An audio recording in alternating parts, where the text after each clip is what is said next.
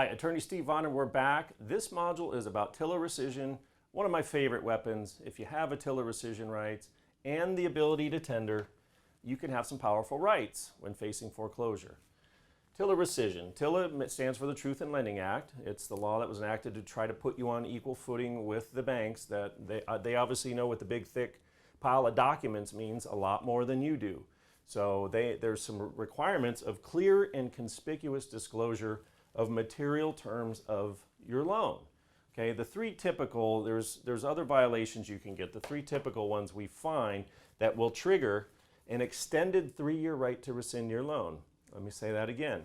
You find one of these violations, any of the what they call material violations under Truth in Lending law, you have a right to extend your loan 3 years beyond after when it was made. So let's say you got a loan, for an example. This isn't real common, by the way, because the banks aren't lending like they used to. So you got a loan in 2009. We're in 2011 now. If you had your loan audited, let's say you have a house, you owe $500K, your house is worth $700K. Now, I know that may sound a little ridiculous in the California real estate market, but say you have $200,000 equity in your house. If you audit your loan file, you find one of these material violations, okay? You find one of these material violations of the Truth in Lending Act, under-disclosing the APR, under-disclosing the finance charge, or not getting 2 copies each for the one borrower, for the other, anybody that has a security interest in the property, anyone who's obligated on the loan, each party gets 2 copies of filled in disclosures that tell you when and how to execute your right to rescind. Now, we see violations here all the time. We see sometimes each party's not getting 2 copies. Sometimes the dates aren't filled in. So there's lots of different things. But if you have a loan within the last 3 years and it's a refinance loan, must be a refi, no purchase loans, no purchase loans. So if your last loan for $500,000 was to buy the house, sorry, TILA rescission is not going to work for you, okay? But if it was a refinance, you took cash out, you refinanced, your loan's now $500,000, it was in 2009, you have a material violation and the ability to tender, then you have grounds to rescind your loan. Now, one of the methods to tender, of course, if you had a sack of cash, and what tender is basically, you owe them $500,000. Now, they're gonna owe you all your payments back. They're gonna have to pay you back all the payments you made.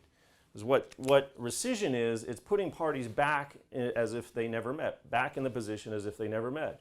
So they gave you $500,000, you gave them $100,000 in loan payments, so you owe them $400,000. You have to tender $400,000, okay? But your house is worth $7,000. Now, the reason you may want to do this is because if this house goes to foreclosure, you may not get $700,000 for that house. You may get $400,000 at a foreclosure auction, which means you have no equity and you get nothing out of it. But a TILA rescission may help you protect that equity. So this is very important if you have a refinance within the last 3 years, to take a look, have your file reviewed. If you have the ability to tender, meaning you're going to be able to bring forth to them what they gave you. If you don't have that, if you don't have tender, we get lots of people that call and say, well, I want to rescind my loan. Okay, what do you owe? $500. What's your house worth? $300. I said, okay, well, you got a couple $100,000 in the bank. How are you going to tender? If you can't tender, you don't have any rescission. Okay, so, but if you can tender, you have the right to file a lawsuit for an injunction. Okay, and it's a good grounds. Why?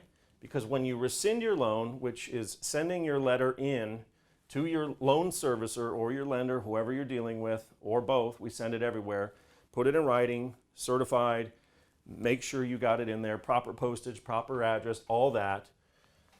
Send it in and you've rescinded your loan. Now, keep in mind, there are some courts coming out now that say you need to file your lawsuit within 3 years or you risk waiving your rights. So keep that in mind. This is where you're going to want to get an attorney involved. You're probably not going to want to try to rescind your own loan. But if you think you have these rights, refi loan within the last 3 years, equity or an ability to tender somehow. We had one client that had a commercial property that he could have liquidated for $1 million. He said, I'll sell it if I have to. Okay, well, we have a tender strategy. I can go to the bank and I say, I've got a plan to pay you. You're going to get your money. And so that can create TILA rights. TILA rights are nice. Why?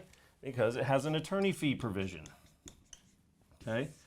If you can prove your right to rescind, you've got mandatory attorney fees. For attorneys that are out there, this is a great tool to be looking for, and you don't want to miss this. I mean, we've had clients that got foreclosed and called me. They had this situation and they lost all their equity. So, and they had employed an attorney. So you need to be very careful. If you're an attorney, you need to be looking for these. It's one of the values of a forensic loan audit, okay? So that's it. But when you rescind your loan, by operation of law, the deed of trust is void. So in theory, they have no security to foreclose on. And that's why a judge should give you an injunction on those grounds. And now if they want to litigate that out, they can litigate that out, but they risk their attorney fees and paying your attorney fees. So it becomes a situation where now you have some built-in leverage for settlement discussions. What do they want to do? Who knows? But you can get into court and figure this out, do your injunction, you can rescind your loan, get your attorney fees, sell the property, whatever. Like I said, you run the risk of a private sale not getting your full value there, and you know, let's face it, are they pulling full value at the auctions? I don't think so. So TILA rescission is a very important right to look.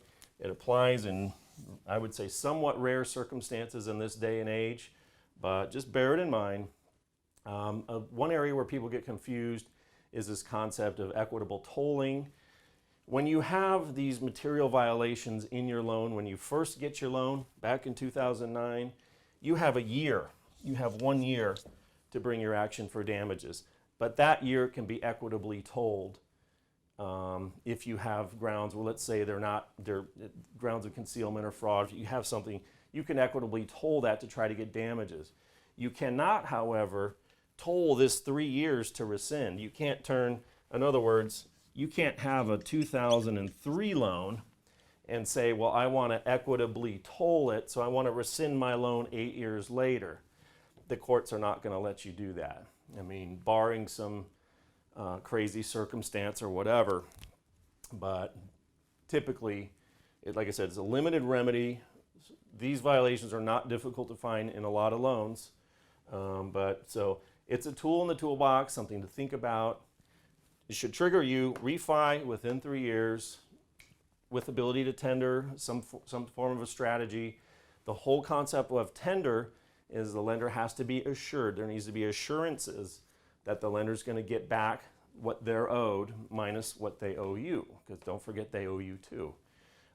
So anyway, that's a bird's eye view of TILA. It's a great law. We love it. And if you have those rights, you certainly want to take a peek at them and see if you have something you can exercise. So thank you. That's TILA rescission. Good grounds for an injunction, even if you're late on your payments and whatnot. So take a look. Thank you.